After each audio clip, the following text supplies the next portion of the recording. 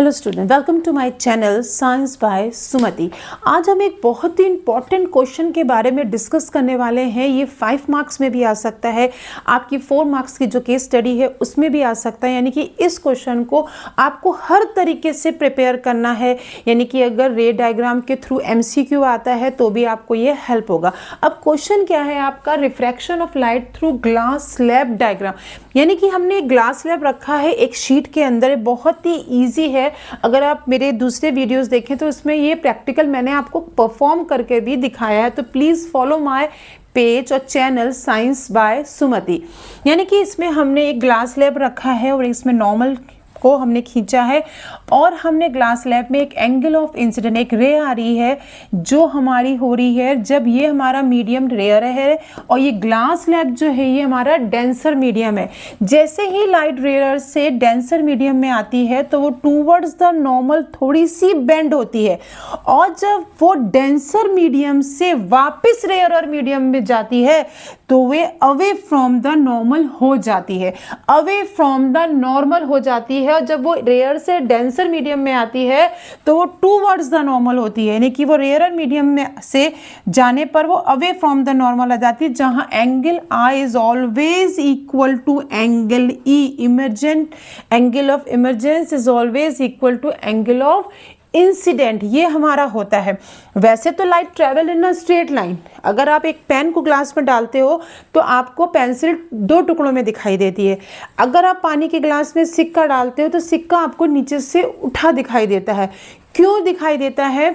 हमें पता है light is always travel in a straight line, पर वो अगर अपना मीडियम बदलती है, अगर वो अपना मीडियम बदलती है तो वो बेंट होती है टूवर्ड्स द नॉर्मल, जिसे हम रिफ्रैक्टिव इंडेक्स कहते हैं, जो हम पढ़कर आए हैं कि रिफ्रैक्टिव इंडेक्स यानी कि light travel from one medium to another medium bent towards the normal, जिसको हम मेजर करते हैं रिफ्रैक्टिव इंडेक्स के C is equal to N upon lambda is equal to C upon N, जो भी आपका फॉर्मूला हम पढ़ते हैं रिफ्रैक्टिव इंडेक्स का।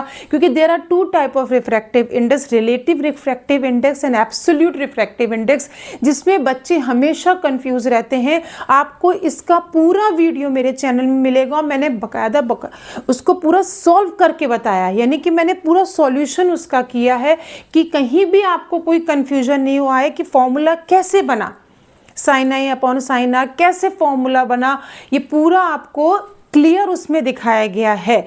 आप देखेंगे तो आपको ये कंसेप्ट ही क्लियर हो जाएगा कि रिलेटिव इंडेक्स, रिफ्रैक्टिव इंडेक्स और एब्सोल्यूट रिफ्रैक्टिव इंडेक्स में क्या डिफरेंस होता है।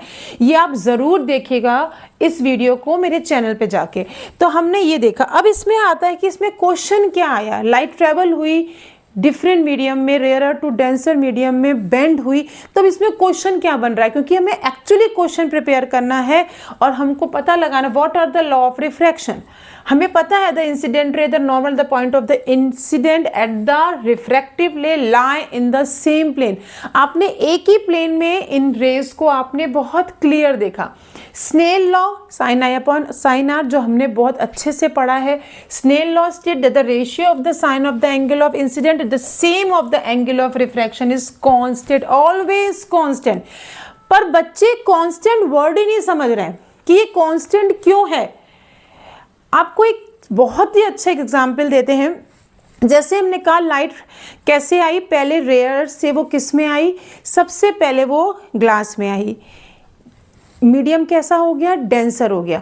अगर हम और डेंस मीडियम में चलते चले जाएंगे तो हम देखेंगे जो लाइट है कंटिन्यू बेंड होते जा रही है।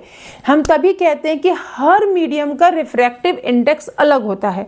स्पीड ऑफ लाइट जो होती है वाटर में अलग होती है, ग्लास में अलग होती है और एयर में अलग होती है। लाइट की स्पीड डिफरेंट हो जाती है। तो हम देखते हैं कि जो हमारा स्नेल लॉ है जो प्रूफ करता है, अगर आप रिलेटिव एब्सोल्यूट रिफ्रैक्टिव इंडेक्स का अगर आप पूरा डेरिवेशन देखते हैं तो ये चीज़ आपकी बिल्कुल क्लियर हो जाएगी, जो आप मेरे वीडियो में जाकर आसानी से समझ सकते हैं कि what is absolute refractive index. Mostly बच्चे इसमें बहुत कंफ्यूज रहते हैं। अब है what is refraction of light. The refraction of light is property due to light change path. लाइट अपनी तभी रास्ता बदलेगी जब उसका मीडियम चेंज होगा। और what is lateral displacement? Lateral displacement is defined as the perpendicular shift in the path of light when it emerge out from the, इसको हम इस डायग्राम से समझते हैं कि लेटरल डिस्प्लेसमेंट क्या हुआ।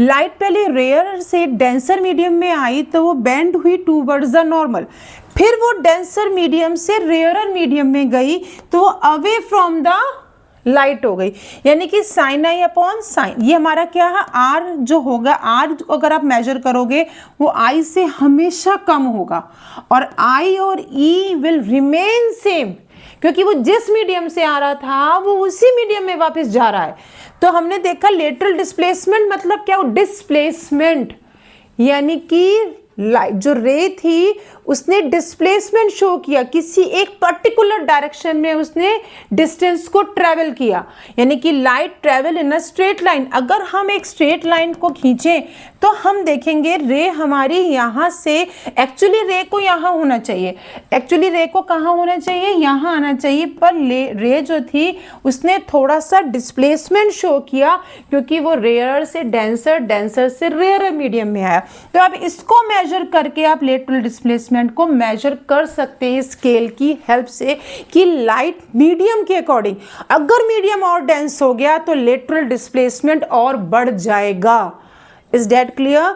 तो ये एक बहुत ही इंपॉर्टेंट टॉपिक है कि जैसे जैसे मीडियम डेंस होता जाएगा लेटरल डिस्प्लेसमेंट बढ़ता जाएगा, I is will remain same, यानी कि I is equal to emergence, angle of emergence। ये एक बहुत ही इंपॉर्टेंट टॉपिक है जो आपको एग्जाम के लिए क्लास 10 साइंस स्टूडेंट बहुत अच्छे से प्रिपेयर करके जाना है।